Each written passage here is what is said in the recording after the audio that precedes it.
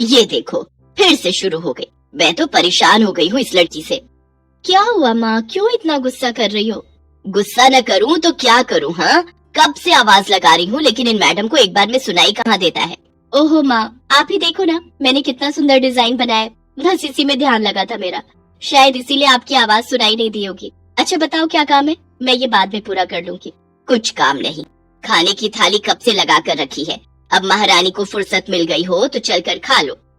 अच्छा खाना खाना है, अब आप शुरू करो, मैं बस 2 मिनट में आऊँ। हाँ हाँ पता है तेरे 2 मिनट। इतना कहकर हिना की माँ सुमित्रा गुस्से में वहाँ से चली गई और फिर खाने की मेज पर। अरे क्या हो गया, इतने गुस्से में क्यों हो भाग्यवान? अब आप ही समझा लीजिए अपनी लाडली को, मेरी तो एक नहीं सुनती। हाँ तो क्या हो गया, तुम पे ही तो गई है। आपको मजाक सूझ रहा है? यहाँ मेरा दिमाग खराब हो रहा है, सारा दिन बस मेहंदी के डिजाइन बनाती रहती है और कोई काम ही नहीं है इसे। इसका मतलब वो सच में तुम पर ही गई है। तुम्हें भी तो मेहंदी लगाने का बड़ा शौक था ना इस उम्र में? हाँ, पर मैं घर का सारा कामकाज निपटाने के बाद ये सब करती थी। अरे ये तो खाना पीना भी छोड़कर बैठी है। सुमित्रा अपने पति सुरेश से हिना की शिकायतें कर ही रही थी कि तभी हिना वहाँ आ गई। क्या बनाया माँ? खुशबू तो बड़ी अच्छी आ रही है। मिल गई तुझे फुर्सत। हाँ माँ, देखो ना मेरा आज का डिजाइन, पापा देखिए ना कैसा है। सच में डिजाइन तो वाकई बढ़िया बनाया है लाडो। ये लाडो बोल बोल कर आपने ही इसका दिमाग खराब करके रखा है। मेरी जान को कितना काम है पता है, ती जा रही है, मगर ये लड़की मेरी बिल्कुल मदद नहीं करती। ओहो, आज सिर्फ खरी खोटी ही सुनाओगी या कुछ खाना भी मिलेगा भाग्यवान? सुरेश की बात सुनकर सुमित्रा की हंसी निकल गई और उसे हंसता देख सभी लोग हंसने लगे। हिना अपने माता पिता की अकेली संतान थी। हिना को बचपन से ही मेहंदी के नए नए डिजाइन बनाने का बड़ा शौक था। वो कागज पर रोज कुछ न कुछ नया बनाने की कोशिश करती और फिर उसे अपने या अपनी माँ के हाथों पर लगाती। हिना की कॉलेज की पढ़ाई भी अब पूरी हो गई थी, तो अब उसके लिए रिश्ते आने भी शुरू हो गए थे। अरे सुमित्रा कहाँ हो, जल्दी आओ। क्या हुआ जी? जरा इस फोटो को तो देखो, कैसा है लड़का? दिखने में तो बहुत ही बढ़िया है। हाँ वो कानपुर वाले फूफा जी है ना, उन्होंने बताया इस लड़के के बारे में। अपनी हिना के लिए कैसा रहेगा? लड़का काम क्या करता है और परिवार में कौन कौन है? फूफा जी बता रहे थे कि कानपुर में इनका अपना कारखाना है, वहाँ ये अपना दोने पत्तल और डिस्पोजल वगैरह बनाते हैं। ये अच्छा पैसा कमा लेता है, फूफा जी की रिश्तेदारी में है। हाँ, पर उससे पहले ये फोटो एक बार हिना को तो दिखा दो, उसे लड़का पसंद आ जाए तभी बात आगे बढ़ानी चाहिए ना। अरे हाँ, ये भी सही कह रही हो। लाडो, ओ लाडो, अरे कहाँ है बेटिया? सुरेश ने फौरन जाकर कमल की फोटो हिना को दिखाई तो हिना को भी कमल पसंद आ गया। उधर कमल को भी हिना पहली ही नजर में भा गई और इस तरह से कुछ ही दिनों में कमल और हिना की शादी खूब धूमधाम से हो गई। शादी के बाद कमल और हिना अपनी गृहस्थी में बहुत खुश थे। फिर एक शाम। ये क्या लिख रही हो हिना? लिख नहीं रही हो, मेहंदी का डिजाइन बना रही हो। अच्छा, पर कागज पर क्यों? प्रैक्टिस तो रोज ही करनी होती है ना, तो इसीलिए कागज पर डिजाइन बनाती हूँ। अच्छा अच्छा, अब जरा दिखाओ तो सही। अरे वाह, ये डिजाइन क्या सच में तुमने बनाया है? हाँ अच्छा है ना, अब मैंने और भी बना कर रखे हैं, रुकिए मैं भी लेकर आती हूँ। हिना ने अपने बनाए सारे डिजाइन कमल को दिखाए जो कमल को बहुत पसंद आए और उसने हिना की खूब तारीफ की। सब कुछ अच्छा चल रहा था और ऐसे ही हंसी खुशी दिन बीत रहे थे, लेकिन फिर एक सुबह। हेलो, क्या हुआ राठी जी, इतनी सुबह सुबह फोन क्यों किया? सर आप जल्दी से आ जाइए, गजब हो गया, अपनी फैक्ट्री में आग लग गई है सर। सब कुछ जल गया सर, कुछ भी नहीं बचा सर, जल्दी आ जाइए आप। फोन पर अपने मैनेजर की बात सुनकर कमल के पैरों तले जमीन खिसक गई। फैक्ट्री पहुंचा तो देखा वाकई फैक्ट्री पूरी तरह से जल रही थी। तभी एक जलती हुई बड़ी सी लकड़ी कमल पर आ गिरी, जिसकी वजह से वो बुरी तरह झुलस गया। उसे फौरन अस्पताल पहुंचाया गया और यहाँ से सब कुछ बदल गया। फैक्ट्री के काम को बढ़ाने के लिए कमल ने हाल ही में कई सारी नई मशीनें लोन पर खरीदी थी। मशीनें तो नहीं बची, लेकिन लोन चुकाने के चक्कर में पहले कमल की गाड़ी बिकी और फिर घर।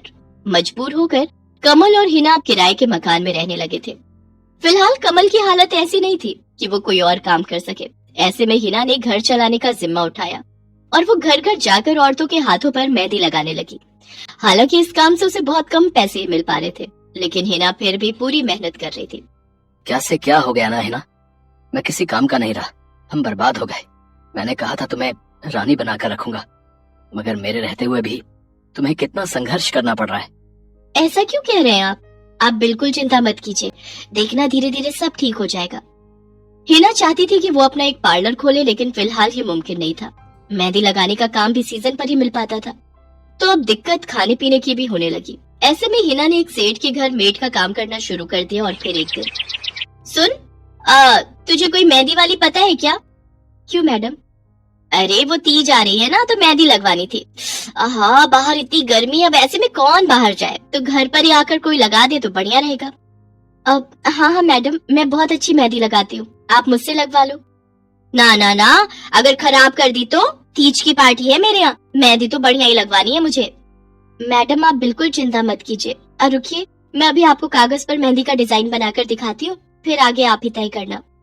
इतना कहकर हिना ने फौरन एक कागज लिया और कुछ ही देर में उस पर एक बहुत ही सुंदर मेहंदी का डिजाइन बना दिया। और फिर, अरे वाह, ये तो सच में बहुत सुंदर है, बिल्कुल नया और बहुत ही खूबसूरत डिजाइन है। अब तो ये डिजाइन मेरे हाथ पर भी सेम टू सेम लगा देगी ना? हाँ मैडम, आप मुझ पर विश्वास कीजिए, मैं बचपन से ये करती आई हूँ। उस दिन हिना ने पूरे मन से अपनी मालकिन के दोनों हाथों पर मेहंदी लगाई। हिना ने जो डिजाइन बनाया था वो एकदम नया था और सुंदर भी। फिर अगले दिन, नमस्ते साहब, वो आपको कुछ? हाँ हाँ, मैं तुम्हारा ही इंतजार कर रहा था। ये कल शिवानी के हाथों पर तुम ही ने मेहंदी लगाई थी ना? जी साहब, मैंने ही लगाई थी। अब कोई गलती हो गई क्या मुझसे? नहीं नहीं, ऐसी कोई बात नहीं है। बस ये जानना था तुमसे कि मेहंदी का वो डिजाइन कहाँ से देखकर लगाया तुमने? कहीं से नहीं साहब, वो तो मैंने खुद से सोचा था, मैं कभी कहीं से देखकर डिजाइन नहीं बनाती। अच्छा, अगर ऐसा है तो जरा ये कागज और जरा इस पर एक मोर की थीम पर बेस्ड एक डिजाइन बनाकर दिखाओ, पर याद रहे डिजाइन बिल्कुल नया होना चाहिए। जी साहब, बस 2 मिनट दीजिए। हिना ने बस कुछ मिनटों के अंदर वो करके दिखा दिया, जिसे देखकर उसका मालिक साहिल मल्होत्रा हैरान रह गया। वाह, सच में कमाल है ये तो। अब तुमने डिजाइनिंग सीखी है क्या कहीं से? नहीं साहब, सीखी तो नहीं, लेकिन मुझे बचपन से ही शौक है मेहंदी लगाने का, तो बस इसीलिए। समझ गया। देखो ही ना, तुम्हारा हुनर लाजवाब है और तुम्हें अपने इस हुनर को ऐसे बेकार नहीं जाने देना चाहिए। जी मतलब? तुम्हें पता है ना, मेरी फैक्ट्री में लेडीज कपड़ों के लिए कपड़ा बनता है, लेकिन काफी समय से मैं परेशान हूँ क्योंकि सूट साड़ियों वगैरह के लिए मेरे पास नए डिजाइन की कमी पड़ गई है। लेकिन अब लगता है ये कमी नहीं रहेगी। बोलो, बतौर डिजाइनर मेरे लिए काम करोगे तुम? जी साहब, बिल्कुल करूंगी। ये हिना के लिए सपने के सच होने जैसा था। अब वो काम वाली बाई से एक डिजाइनर बन गई। वो साहिल की फैक्ट्री में बनने वाले कपड़ों के लिए हर रोज नए नए डिजाइन बनाने लगी, और इसके बाद साहिल के फैक्ट्री में बनने वाले कपड़े की डिमांड काफी बढ़ गई, और इसके चलते हिना को भी उसके काम की बढ़िया सैलरी मिलने लगी। हिना अब अपनी कमाई से न सिर्फ अपना घर खर्च चलाने लगी, बल्कि उसने शहर के बढ़िया डॉक्टर से कमल का इलाज भी कराया, जिससे कमल बहुत जल्दी ठीक हो गया और उसने भी काम करना शुरू कर दिया। पर इस सब में पूरा 1 साल बीत गया और एक बार फिर से तीज का त्योहार आया। देखिए तो कैसी लग रही हूँ मैं? बिल्कुल चांद जैसी लग रही हो। हिना ने नई हरे रंग की साड़ी पहनी हुई थी, जो उसने खुद डिजाइन की थी, और वाकई वो उसमें बहुत ही सुंदर लग रही थी। हिना, तुम सच में बहुत बहादुर हो। मैं तो उस हादसे के बाद उठकर खड़ा ही नहीं हो पाता, लेकिन तुमने सब कुछ ठीक कर दिया। तीज का ये त्योहार ही इसलिए है जी, मैं आपको कभी कुछ नहीं होने दूंगी।